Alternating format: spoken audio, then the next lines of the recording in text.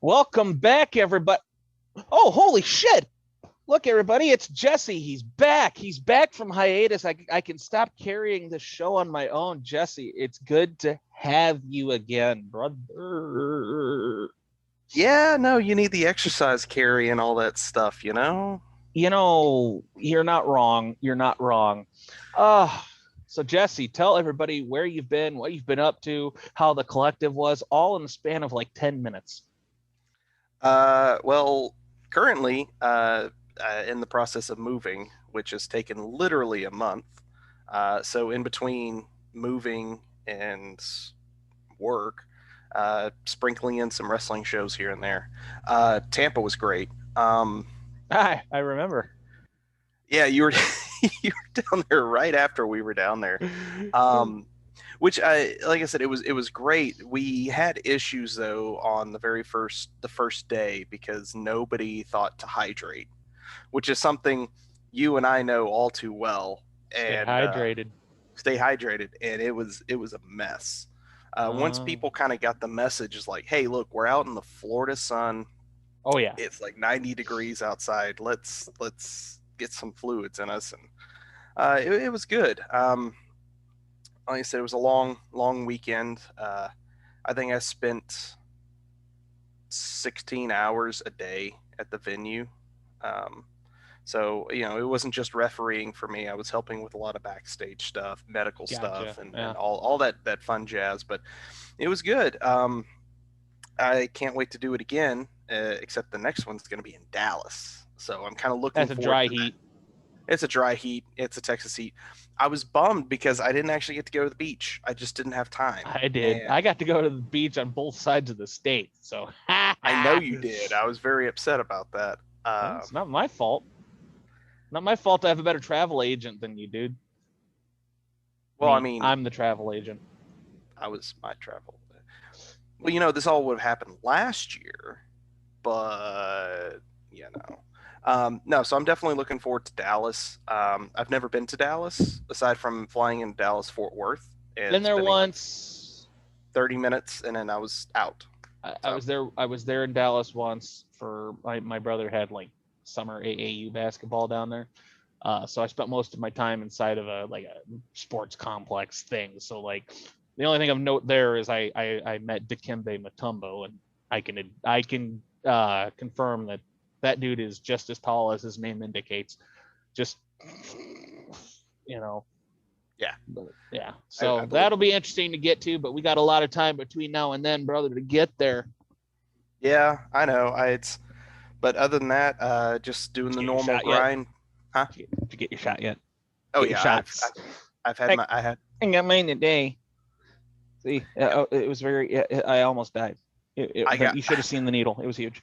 I got my first one 2 days before I went to Tampa. So I was having the side effects in Tampa, and then I got my second shot Yeah, at the start of May. And dummy.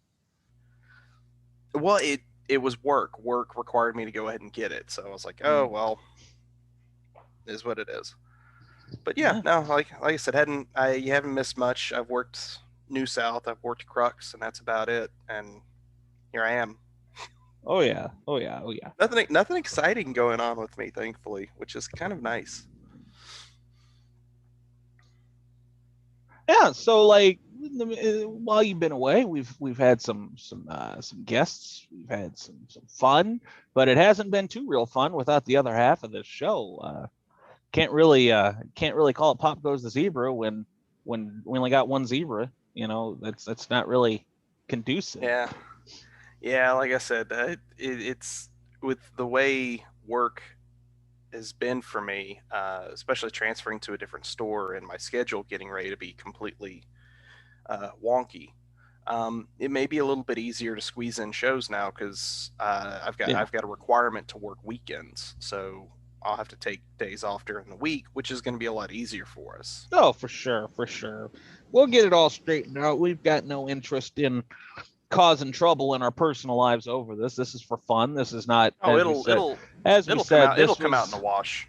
yeah, this was never designed to get us over with promoters or anything like that.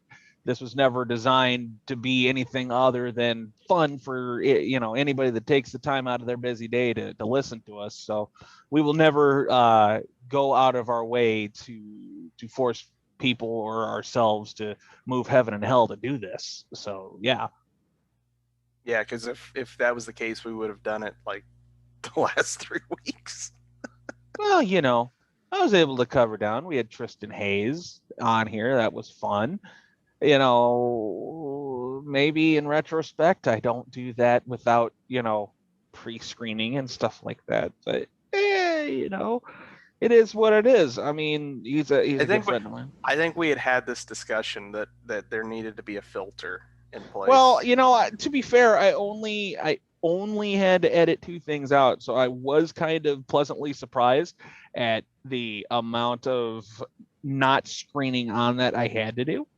So and then we had Juice from Juice Pro Wrestling Podcast on there. So really, you've only missed the last 2 shows. Yeah, but other than that, we've kept the seat warm for you. So today we're going to be joined in a little bit by today's guest. Oh, I misspoke.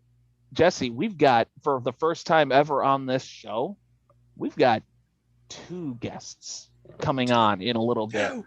It was 2. 2. We will have a return guest, obviously, Steve Tortorello, the promoter, owner of Warrior Wrestling, and his right-hand man, Eric Hamilton, will also be joining us here in a little bit after the break. We are going to have a little bit of break here because I'm going to be completely transparent. I'm putting together some spaghetti sauce for tonight's dinner because that's just how I roll on a Saturday. I roll deep with the sauce and the bread. Spaghetti. You know what I mean? I roll with that sketty hard, baby. None of that from a can crap. We go from scratch, bro. So I will be pausing this here briefly to go get my sauce kind of in order. And then when we return, we will have both Eric and Steve, or maybe just Steve. We'll see what's going down. But actually, I'm going to take the break now. Figured we'd do a little catch up between me and Jesse and kind of enlighten everybody what's going on today. And then when we come back, we will have the shot callers, the head honchos, your friend and mine, well, friends and mine, Eric and Steve from Warrior will be right here on this show in just a matter of moments. So don't go anywhere. Stick around. We'll be right back. And we're back as promised. We have both Steve and Eric from Warrior Wrestling with us. Boys, it's a pleasure to have you here. How you doing? Great. It's a pleasure to be here. Yeah, thanks for having us. Hell yeah. Of course. I mean, we had so much fun the first time we had Steve. We were like, we got to have Eric too. So now I think for the first time ever, we've got both of the shot callers, head honchos at Warrior Wrestling on the same show at the same time. It's amazing. The mega powers are about to explode. Yeah, I got to do the handshake, but don't really trust the handshake, but we got to do it, brother. So, boys, are we ready for June the 5th and July 17th and August 21st? I'm ready for June the 5th. The rest of them. Yeah, I was going to say, let's pump our brakes a little bit. Let's talk about all of them now. We're ready. Let's just do them all we'll just do 1, 2, and 3 back to back to back. Let's play 3. A shotgun them, man. All right, let's do it. Yeah, just line them up and we'll take them all. Just get them all in. So are we ready for that? How are the preparations going? Is everything locked down and ready to go? I think so. We've got a card. We've got the run order of a show. We know what it's going to look like. Tickets are flying off the shelves. This is on pace to be the biggest outdoor show we've done, even bigger than the first Friday Night Lights in August of last year. People are really excited. We've got some really cool new elements for the broadcast that we're going over. In fact, Eric, I don't know if you've seen your email today, but watch it when you get there in a few minutes. It'll bring tears to your eyes. Really new cool graphics and videos. So we think this year is going to be a big step forward for Warrior Wrestling. We're really happy with where we've been, but I think on June 5th, we step into a new territory. Yeah, I would agree with that. I would say, I was actually just telling my wife on the drive over here that we're really kind of trying to step up our game, and the production value, I think, of this show at least from a pre-production standpoint, I think this is probably the most work we've done pre-production on a show yet. So we're really excited about what the future has in store for especially June 5th. And anybody who can't make it out and decides to purchase the show on Fight, we got some big surprises in store for you. We think you're going to enjoy it a lot. Oh man, if the previous installments of just the pre-planning and everything that has gone in is any indication to how much more you're stepping up the pre-production, I don't know how much better it could get, because hands down, like from booking till final bell, the process has just always felt so much smoother than other places. I don't know how you could do it much better, but I'm intrigued to see what you got coming up your sleeve, because you don't owe us nothing, but you keep one up in the ball game every time. I don't know how many more tricks you could have in that bag of tricks. Well, I think that is kind of in and of itself the MO of what we try to do, right? Like every show, Eric and I talk about this regularly. We book and execute every show as if it's our last. If the meteor hit tomorrow or June 6th and Warrior Wrestling didn't exist anymore, are we really happy with June 5th? Do we feel like, yep, we left it all on the field? And we do that every show. And then you go back to the drawing board and go, okay, I left all of my best ideas out there last time. Now I got to come up with new ones. And that's both scary and exciting. Oh, well, if you need some ideas, Steve, I know a crazy referee that's had a couple in up his sleeve every so often. You know what I mean? I'm just kidding. In terms of safety, because we do live in a COVID world. Has anything changed in terms of like upgrades and how we're handling social distancing and things like that? Because obviously, the thing that comes to the top of my head right off the bat for this show as compared to last summer is there's something that's been thrown into the mix that we didn't have a year ago, and that of course is a vaccine. So like what has been done to has anything changed? Is about the same? What's gone into that? It's relatively the same, to be honest with you. The safety procedures that we put in last year were incredibly meticulously thought out, and they worked incredibly well. And now, as you said, the vast majority of people that are showing up on June 5th are going to be vaccinated. So we're not throwing caution to the wind and telling everybody to group up and breathe on each other. So if you are in a public area, if you're in line for getting into the stadium, if you're in line for the bathroom, you have to be wearing your mask. Don't care if you're vaccinated 6 times. You got to be wearing your mask if you're in a public group, which is what the CDC has said. If you're outdoors in a large group like a festival, you should still have a mask on. When you are socially distanced with your own party in your own seating area, take your mask off and breathe all over each other, whatever you want to do. But when you're in a public group, you keep your mask on. And that's what's going to keep us all safe. If they're not in your social bubble, don't make them your social bubble right off the bat. Exactly. Personal space, people. There you go. So tell us about the card. What do we have to look forward to here on June the 5th? I've seen it, but not everybody watching this maybe has. So, plug away, boys. The stage is yours. I think we did a pretty good job in setting up another card that as you just go down the lineup, every match you say, oh, that could steal the show. Don't sleep on this match. Oh, but this. And so we're really looking forward, top to bottom. We think we've got a really strong card. One of the ones I'm looking forward to, just off the top of my head, is Warhorse versus Jake something. That match is going to be incredible. It's gonna rule ass. It's gonna rule so much ass. I had that match at the first collective in the pandemic down in Indianapolis. And those two, they beat the piss out of each other. Like, I am a fan of both of them. And it was truly a case of I didn't even know like which way I was leaning towards, who would I want to see win this match? Because obviously you're impartial, but you're just like, I like them both. Can they both win? But I think that'll be a great one. Yeah, I think it's two dudes who like getting punched in the face. This is like when Sheamus used to wrestle Daniel Bryan and they loved wrestling each other because each of them liked to work stiff. These are two bulls. They're two hunks of cattle that like button heads with other things. And I think you're going to see a lot of that on June 5th. Oh man, I can't wait for that one. If the first one was any indication all those months back, imagine what the second one's going to be, because they're both in tremendous shape. They're more experienced now than they were even yesterday. So who knows what they're going to pull out from each other. Yeah, I'm jealous that I'm gonna have to miss that. Well, that's on you.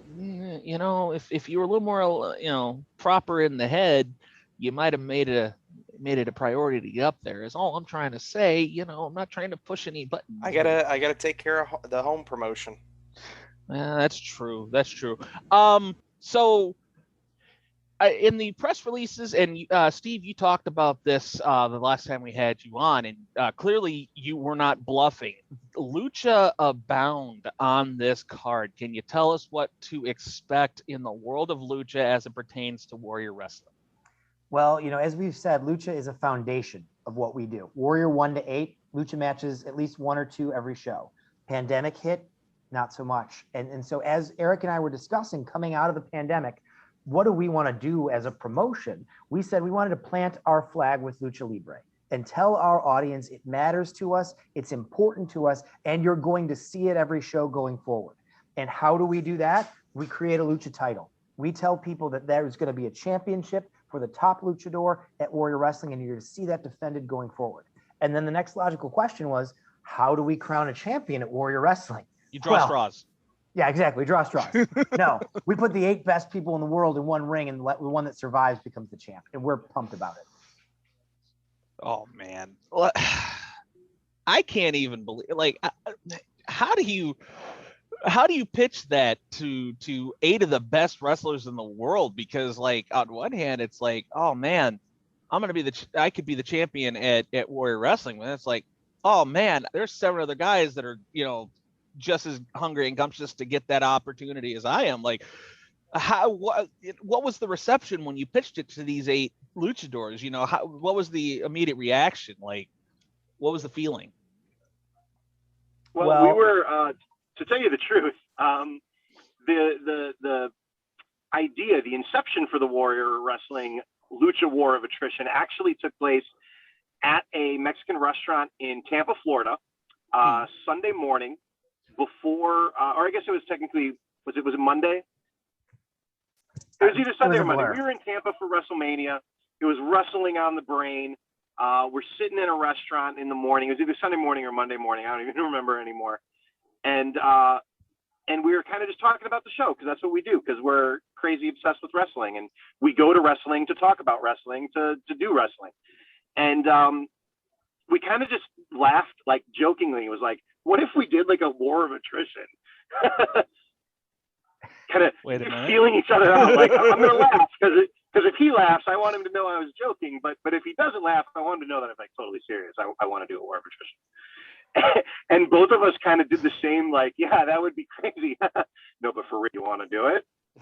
And honestly, within about 10, 15 minutes sitting there at lunch, we'd gotten in touch. We already knew, we've been talking a lot about the Warrior title and a lot of the guys that we think are ready for that, carrying the banner as the first Warrior Wrestling Lucha champion. And so it was real quick to put it together once we decided to do it, because we had already been thinking along the lines of just who is the best, who is the best of the best, who do we really want to make sure has, like you said, is that opportunity and is hungry for that opportunity. And then once we pulled the trigger, it came together real fast. I've always kind of felt like if you aren't familiar with it, you just really don't understand just how passionate and big lucha wrestling culture is. I think that this could be one of the biggest matches we ever have, just based solely off of attendance and who's going to be in the match. The following of lucha wrestling is amazing. And I can't wait to see exactly what happens in the match. I can't wait to see what the crowd reaction is to it. I'm praying that we've got drums and horns and noisemakers and ratchets and all that stuff that just comes with it. Like, that's the one that's got me the most excited. I can't wait to see that. Agreed. I think it is the atmosphere. When we did Warrior 6, we had multiple lucha matches on Warrior 6. We had Templario Soberano, we had Atlantis Ultimo Guerrero, and Caristico. We had Pentagon and Phoenix and Daga. We had Dragon Lee, and it was a huge lucha presence, and it drew a huge lucha audience. And there were in the gym the guys with the noisemakers, the drums, and everything, and it just made the whole show better. It was like being at a concert. It was beautiful. Chef's kiss. Yeah, I couldn't agree more. I vividly remember that. In fact, I can remember exactly where they were sitting. Like, it was incredible. Like, I knew at all times, like, I might lose hard camera. I knew where the luchador section was at all times, man. That was such a great compass in the ring. So tell me more about moving on. Tell me more about what to expect on the card. I have noticed in the last day or so, especially, Matt Cardona and Sam Adonis are having some sort of Twitter beef. Am I picking up on that properly? Yeah, so you kind of know this is going to happen when you book an outspoken individual like Sam Adonis. Yeah. And he is going to be facing off with a loved and popular and also outspoken guy like Matt Cardona. Woo, woo, woo. Woo, woo, woo. Well, you kind of knew it wasn't going to be quiet. This was not going to be a sportsman's contest. This is going to devolve into a fight, and that's what we're beginning to see. Oh man! It didn't take very long for it. I mean, like, you would assume that they would wait till they got in the ring to start the fight, but it really seems like they've kind of mentally in their minds, they're already going at it with each other. They're putting their own title belts up on the line. They're putting some words out there into the universe that it's not going to be a friendly little handshake. Let's have a good match here. It's going to be I'm gonna punch you in the mouth and take everything you love kind of match. To say, people are gonna think Danhausen is on the show with all the teeth that may be flying here, right? That, like, I was scrolling through my phone the other day at work, and all of a sudden I just see this long, like, diatribe. I'm just reading it. It was like, Jesus Christ! Like, I was like, what happened? I don't even know how this got started. I'll answer that in 2 words for you, Jeremy. Sam happened. There's your answer. Yep. Sam being Sam. Sam. Yeah. So, like, take me through the process of putting this card together, because obviously there's a ton of great stuff to come on the card that we haven't even mentioned yet. But, like, how did you conceive this card? Like, because we've talked about, offline about some of the ideas of who might be coming. Like, how do you know, okay, I want this group for the first show, I want this group for the second show, I want this group? How do you just know which ones you want where? Like, take me through that process. Sure. So we know every show we want to have a smorgasbord, a buffet of wrestling. And let's say technical wrestling. We know we want a really great technical wrestling match on each of our shows, hopefully.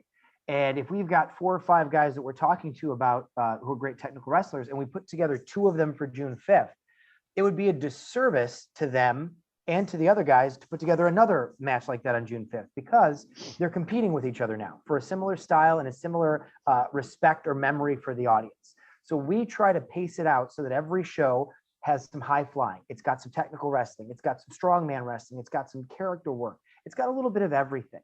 And so it's really just a question of gathering from all of the talents. When are you available? Having in the back of our minds, what are key matches we want to see?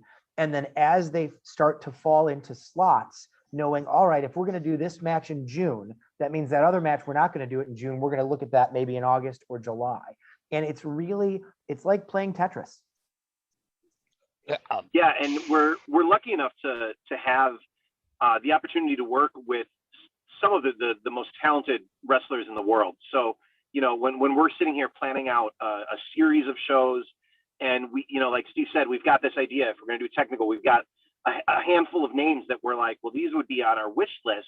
We're lucky enough to be in a position where we can reach out to these people, and we've either worked with them previously, or we have some mutual friends in the industry that, if they're like, hey, tell me about these Warrior guys, that we're able to kind of get our foot in the door with some people. And that's one of the great things about working with Warrior is that we always get to keep adding more and new names that we haven't worked with in the past, or that at one time we thought maybe we weren't going to be able to even how do we even get in touch with this person, and then all of a sudden we end up with an email, a phone number, or whatever the case may be. And that is what also allows us to be able to kind of spread out so much talent over all three shows, and it's truly a blessing that we've been able to come across so many incredible people in the ring, whether it's refs, whether it's wrestlers, whether it's production people.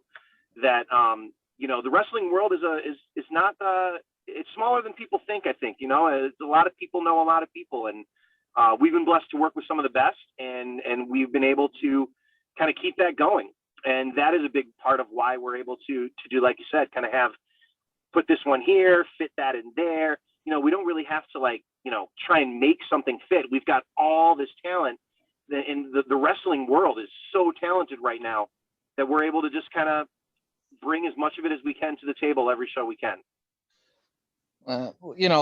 Just looking at the card again, one thing I've noticed is we're getting a double helping of women's wrestling. And I want to talk specifically first about Deonna Purrazzo versus Ray Lynn. How did that match come together, and what do you think we can look forward to in that one? Well, I think that one is interesting. So we worked with Ray Lynn 3 times now, and she is just really impressed. She's another, as Eric alluded to a minute ago, other people recommended her. Other women's wrestlers that we worked with prior to bringing her in said, hey, she's really good. She's under the radar. Trust us. And she's good people. And Ray Lynn came in at Warrior 8 in the War of Attrition match, and she was back twice last year in our outdoor shows, and she killed it every time. War of Attrition, Kylie Ray, and then Ty Conti in Luchasaurus. And so we knew we wanted to bring her back again. She has won her spot in Warrior going forward. We also worked with Deonna in the past. She was at Warrior 1, and she has really, she was the MVP of Impact Wrestling for this past year. She has really honed her skills as a strike and submission, almost shoot style women's wrestler. And that's what Ray Lynn is as well, with her martial arts background. And so we thought this might be a really interesting combo. And we talked to the wrestlers and say, hey, we're thinking about having you face off with this person. And both of them lit up when we brought up that opportunity. First time ever, never faced each other. I think they both saw that their styles were really going to mesh. So it's a combination of knowing there's certain talents we want to feature in a show, knowing there's certain styles of matches we want to have. And then, as Eric and I often talk about, giving the wrestlers what they want. They want to have that kind of match. Great. Let's give it to them. Let's give them the incentive to go out there and show the world what they can do. And that's what came together for this match. I can't wait to watch that one. That one I think is going to be really, really good. And, since you brought her up, we do kind of have to address the elephant in the room. Kylie Ray making her return to professional wrestling. Without getting too deep into the grass on this one, how did that come to be? And, was that, something that was in the works for a while, or just kind of give us the broad strokes of what happened there? Go for it, sir. So yeah, we love Kylie. We've been in touch with Kylie. We all do. Yeah, we stay in touch with Kylie as much as possible because she's just good people. And it was our initial reach out to Kylie was simply, Kylie, we're doing these shows. We would love to have you be a part of them with us in whatever capacity you're comfortable you want to be in. If you want to come back and wrestle, we would love to watch you do your magic in the ring. If you want to come back and hang out, we would love to sit down and eat a slice of pizza with you. Whatever it is that you want to do, we are happy to be a part of it. And she came back to us and said, Eric, Steve, I want to get in the ring. I want to wrestle. And she is our champ. And so we were happy to oblige. I do want to address that real quick. She is the Warrior Wrestling Women's Champion. Was there ever a fear that the title might have to be vacated? at what point did you kind of have to like draw a kind of a timeline in your head, even like, you know, if she's not going to come back, if this is a permanent thing, you know, like what was the kind of approach on that subject? Because, you know, that's your championship right there. Yeah. So I think, I don't know that there was ever a fear, but there's definitely a discussion of what that would look like. And yes, it is our championship. At the end of the day, though, it's wrestling. You know what I mean? And wrestling is not real life. And wrestling is a great form of entertainment. It's a great form of athletic competition and performance. But real life is real life. And Yes, so if Kylie was unable to continue, then we would have worked with her to find a way to continue the title in a different direction. And the most important thing is her health and well-being. You know, Eric and I were talking about this recently with Will Ospreay having to vacate the New Japan that's huge. title. It sucks, right? But like, that's life. He got injured. His neck is partially broken. He's got to give it up, right? At the end of the day, you know, William Ospreay, the human being's health is more important than Will Ospreay, the wrestling character. Correct. And it was the same thing with Kylie. So if at any point, you know, that conversation Eric alluded to, if she came back and said, guys, I'm done for real, wrestling just isn't for me anymore, we would have said, God love you. Let's talk about how we're going to crown a new champion. And Right. that would have been it. There, no worry, no consternation, a totally viable option. Right. And I don't think that there's a person in this conversation right now that doesn't want the best for Kylie, and you know, I am a huge fan of hers. I am so excited that she's going to be back and a part of this show.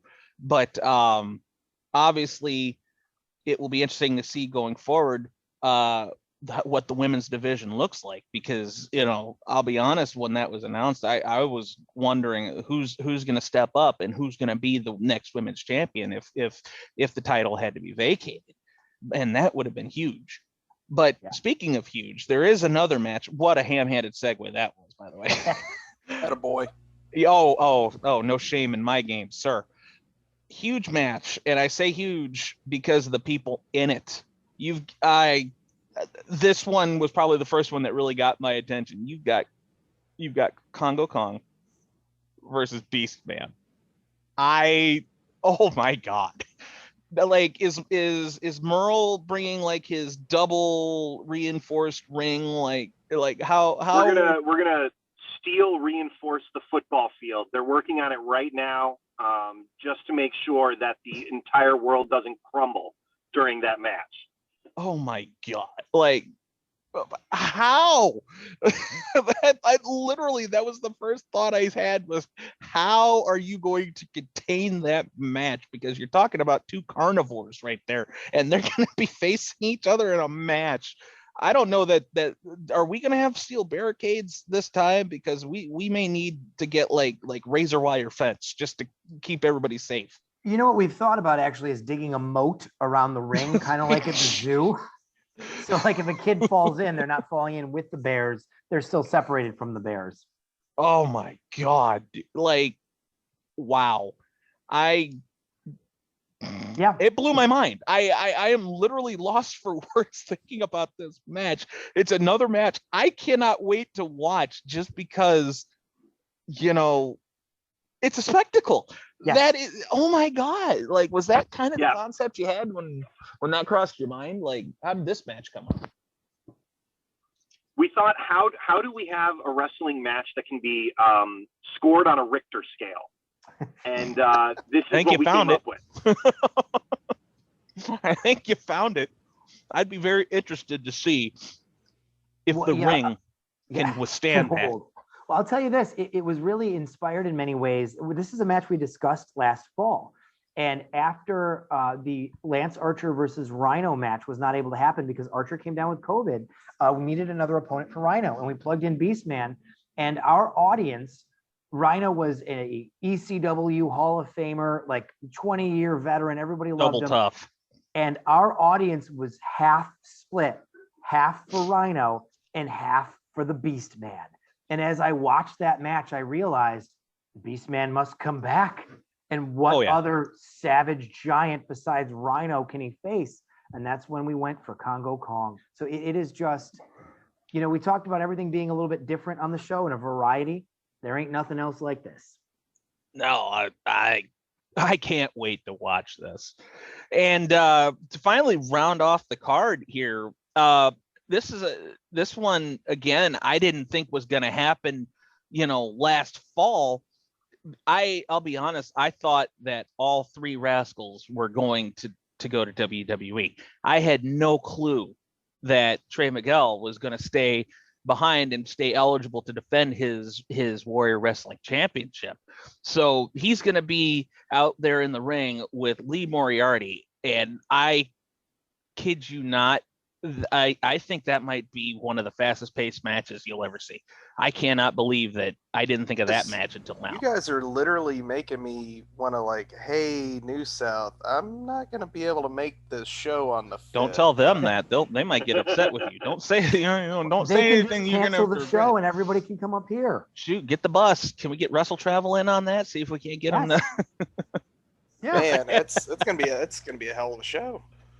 How did that match come together? Because, like I said, just looking at that on paper, wow.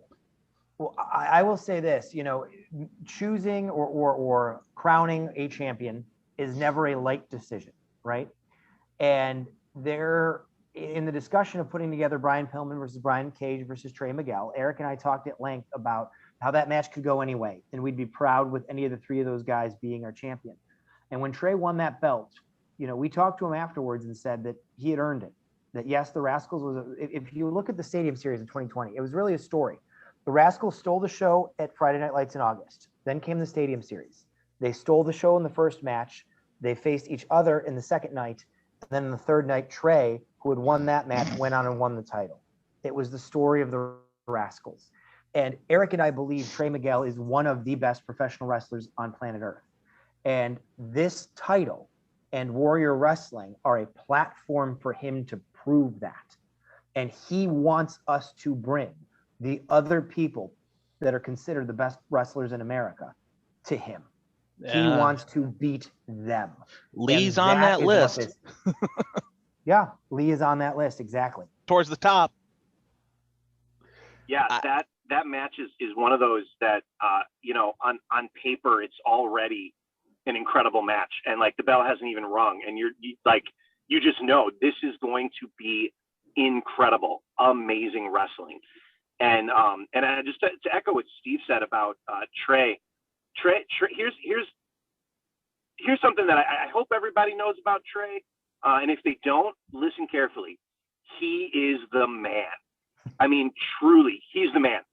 He is one of the nicest human beings, one of the coolest dudes. He trains wrestlers. He is a wrestler. He does things that defy the laws of this universe on the regular in a wrestling ring. And so we truly, when he walked away with our belt, we started salivating at all of the possibilities that the future can hold, both for Trey Miguel and for our Warrior title shots and title belt matches, where it's just going to be, I don't know if you guys, how closely you watch Impact, but I feel like every time Trey is in the ring, you're seeing something new. You're seeing something that he has been working on in secret, that he has not, even hinted at the world that it's in his bag of tricks. And he just says, you know what, I'm just going to do this now because I can, because I work my tail off, because I am always, not to steal a line from Cardona, but he's always ready too. Yeah. Those matches that Trey Miguel lights on fire, and he's going to continue to light this ring on fire for Warrior Wrestling, and our belt just makes him even hungrier, and we're honored to be a part of it. There just seems to be something different about him in the last calendar year. I went like this, not meaning like he's expensive. I mean, like, if you don't look at Trey Miguel right now and your eyes don't do that cartoon dollar sign thing, you need to get them adjusted, because that dude is money. He is a star. 100%. And wow. And he's getting in have you seen his social media lately? That dude is more shredded than shredded cheese right now. He is insanely good shape. I don't know. Are we charging enough for our show? Should we think about maybe, not to be the materialistic one here, but like every one of these matches on the card, you could argue that they're the main event. They're that caliber of match. And I can't believe that you guys found a way to put that together in one card, and you've still got 2 more to do. Yeah. Which, that's, if you're... That's the challenge, keep pushing yourself. Otherwise you get complacent. You stop pushing the envelope, and then, why are you even doing it? I'll tell you what, I am excited that Warrior Wrestling is the first match I have out of my hiatus. I haven't done anything since last fall either. Like, I'm excited that my first show is going to be this huge show. So that's exciting to have to rise to the challenge right off the bat. I believe you've put out some, and I'm jumping ahead here a little bit because I believe I've seen some of the email that was sent out to some of the season ticket holders and things like that. I've seen some names on there that intrigue me. Can we get any commentary on what we might expect throughout the summer? Any thoughts you guys have had that didn't come to fruition? Talk to me. What do we have to look forward to for the summer? Because if this show alone is any indication, it's going to be a wild ride. Well, not only will I confirm some names, I will drop a piece of news on this podcast that no one has heard yet. So we'll really? Start there. So I can tell you in July, and this is already out again in the email to the season ticket holders and such. Brian Cage returns. Davey Richards makes his Warrior Wrestling debut. The newly MLW minted. Yes, just Davey signed Richards. to MLW. I can tell you that Lance Archer makes his return to Warrior Wrestling in July. Everybody does. I can tell you El Jefe Daga makes his return to Warrior Wrestling. I can tell you Jeff Cobb makes his return to Warrior Wrestling. I can tell you that there will be debuts of Calvin Tankman, Braden Lee, Dante Leon are all debuting.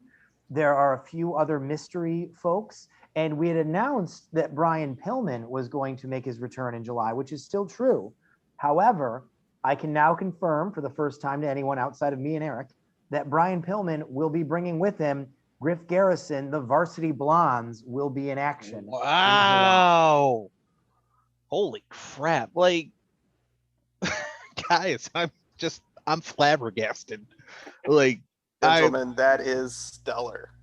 And there is more to come. So don't. There are more names coming for July. I'm just like, I'm enthralled in all of this. Like, I love it when I don't really know what's coming next. And like, I talk to you guys daily, and you tell me things, and I still don't see it coming. Like, I feel like I've gotten to know how you guys think just off the friendship we have, and you're still shocking me. So I cannot wait to see what you come up with.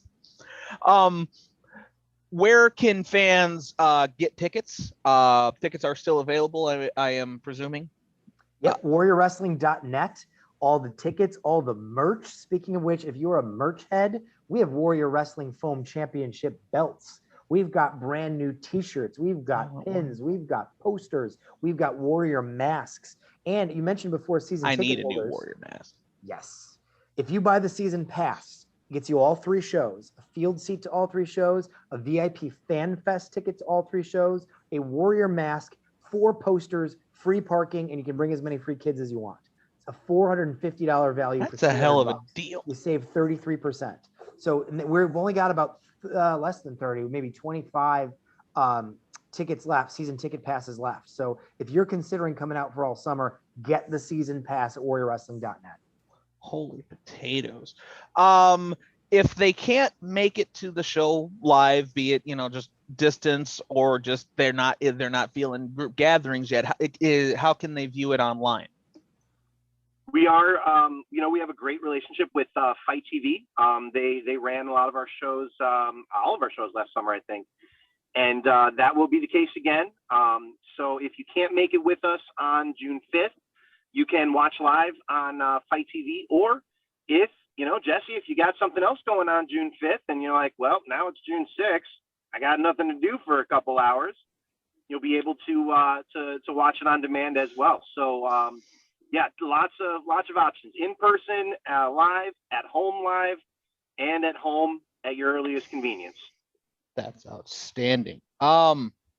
Gentlemen, I want to thank you guys for coming on. I know Eric, you're in the car. I believe you said that you're kind of finding a kind of a backdoor way out of not being at a wedding shower or a baby shower, if I'm not mistaken. Correct? Yeah, I'm playing hooky from a baby shower at the moment. So tell you what, if there ever any more baby showers or wedding showers or anything, Jeremy, I'm gonna hit you up and say, can we schedule another podcast recording? I'm here for it. I'm here for it. If we want to do one later tonight, we can. I'm here for it. Let me know. Appreciate you, man. Quickly, before we get you guys out of here, we're gonna take a left turn from wrestling and talk a little sports, because I haven't talked to you guys since the great draft of 2021. That is the Chicago Bears. Boys, how does it feel? We finally have a quarterback. How does that feel? I feel elated. Well, so I'm happy for the Bears. I hope it goes well. All of my deepest passions are really tied up in college football. So I'm a Notre Dame guy through and through. And so I want the Bears to win. Obviously, I'm rooting for the Bears, but my emotions just aren't there. I 100% of my emotional bandwidth is spent on Saturdays. So I want the Bears to do well, but I don't rise and fall emotionally with the trials and tribulations of the Bears. My trials and tribulations that I watch and cry over and scream over all take place in South Bend. Oh, well, there you go. Well, I mean, the Bears do have a guy they drafted last year, first round, that was from South Bend. Yes, they Colt did. Kmet, and he's going to have a quarterback throwing to him in the near future that was from the Ohio State. What up, Jake Clemens? I watched Cole Kmet play high school football and baseball for St. Viator. We played against him many times. And at the time everyone's like, who is that giant? And of course he went on to ND, and now he's a tight end for the Bears. So yeah, I think he will be a great target for Justin Fields, and hopefully, the Bears can begin to incorporate tight end play a little bit better. Oh, dude. And then obviously we're all, well, maybe not all of us. There is one unwashed heathen amongst us, but we're just going to kind of exclude him for a moment. We're going to talk about the Chicago Cubs real quick there, Steve. I haven't told you this. I'm excited. I got 4th of July tickets down in Cincinnati to watch the Cubs play. And I literally sat there and I scrolled through and I counted 1, 2, 3, 4, 5. 1, 2, 3, 4, 5. Kyle Hendricks is slated to start that game. There you go. Oh, baby. I'm looking at you, sir, there in the van. You keep your mouth shut. You have bigger things to worry about right now than our pitcher. You need to get yourself a coach that actually likes his baseball team. I don't want to hear it from you. So I've been quiet this whole conversation. I'm not even a Bears fan. I'm a Packers fan. So what is wrong with with you? Jeremy, have we never discussed this before? No, I knew you I'm were a White Sox fan. fan. It's like a Green Bay Packer keychain. Well, I'm not. I have the G with me anywhere I go. I haven't seen your keys. I've been a little busy slapping the ground. All right, fair enough. It's blood. If it makes you feel any better. Okay. My mom and her entire side of the family born and raised in Milwaukee, and actually when the Packers played in Milwaukee, they had season tickets. I mean, like it goes deep. So I don't necessarily have the same hopes and aspirations for the first 4 years of Justin Fields' career. We have our own quarterback situation we're kind of trying to figure out right and now. It's funny to me. Boy, howdy. Here's the deal, though. So he looks good in orange, doesn't he? I'm 35 years old. He has a great winning percentage in Chicago. I'll give you that much. Yeah, well. I am 35 years old, and I do not remember watching football when my team didn't have a Hall of Fame quarterback. And all kidding aside, that is something to behold in and of itself. That just speaks to longevity and success. That speaks to an awful lot of luck. Obviously, luck favors the prepared mind. So, good job on them for being able to navigate that. But I fully expect whenever Aaron Rodgers decides to hang it up, I'm not going to sit here and think that we're going to be good after that. We're barely. I mean, don't get me wrong. Back-to-back 13-3s, almost to the Super Bowl. How many times? Almost doesn't count, brother. I've seen the Packers play in 3 Super Bowls in my lifetime, and we won 2 of them. The one we lost was the John Elway. I'm not going to sit here and cry about our Super Bowl experience. So, as a Packer fan, I've lived a great life. I got all my whole lifetime worth of memories in my 35 years. If it's my turn to wear it on the chin, and Justin Fields is the next Hall of Fame quarterback in our division, then Bears fans have earned it. Think about that too. How many now? If he is, how many Hall of Fame quarterbacks just coming out of the NFC North? You've got Favre, you've got Rodgers, which Bears fans say what you will about the Packers, you cannot deny the ability of Brett Favre and Aaron Rodgers. Then could you imagine if Justin Fields is worthy of being in that conversation too? That's 3 straight just all-world quarterbacks, all in the same division. Yeah, it's and honestly, if the Bears have a nice little window here, if Aaron is gone in Green Bay, you've got Jason Goff in Detroit, Captain Kirk up in Minnesota. Who knows in Green Bay? Jordan Love, I would assume. But I don't think he's as bad as people thinks he is, but he's definitely not Aaron Rodgers. He's not Aaron Rodgers. I mean, no. and that's okay. Nobody else is Aaron Rodgers. But the Bears find themselves in a nice little window where the crown of best quarterback in the NFC, if Rodgers is out of that conversation, at least the NFC North, if Rodgers is out of that conversation, there's it's going to be a little war of attrition amongst the NFC North for who's going to take that crown, because it's really up in the air after that. Yeah. It's going to be interesting, but in the immediate, you still got to think about old man Brady down there that I'm convinced has made a deal with the devil to maintain his play longevity. But I don't know. So I don't know if you've ever read Picture of Dorian Gray. Yep. But if there is a picture of Tom Brady, I'm convinced there is a picture of Tom Brady somewhere in the basements of some so I don't even know where, some castle in Europe. I don't know. But there's a picture of Tom Brady that is just the most decrepit, ugly looking thing you have ever seen. And that is why the true Tom Brady is just chiseled by the gods and continues to win all of the championships. I'm pretty sure he's about to sign with the Lakers to want to win the NBA Finals. And why not? Because I'm sure he could.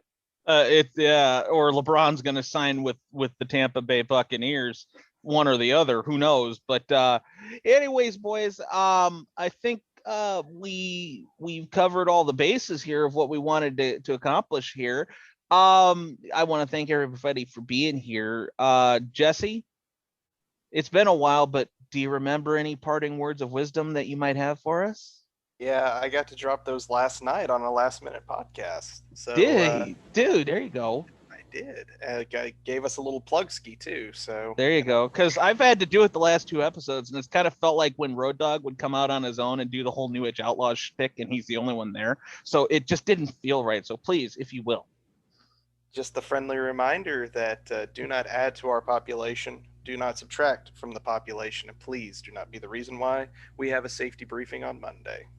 And with that being said, this is the crew of not only Warrior Wrestling, but Pop Goes the Zebra back together once again, wishing everybody back on Earth, easy for me to say, back on Earth, a good night and have a pleasant tomorrow. Gentlemen, take care. It was a pleasure. Thank you, guys. Appreciate it. Yep. Bye-bye.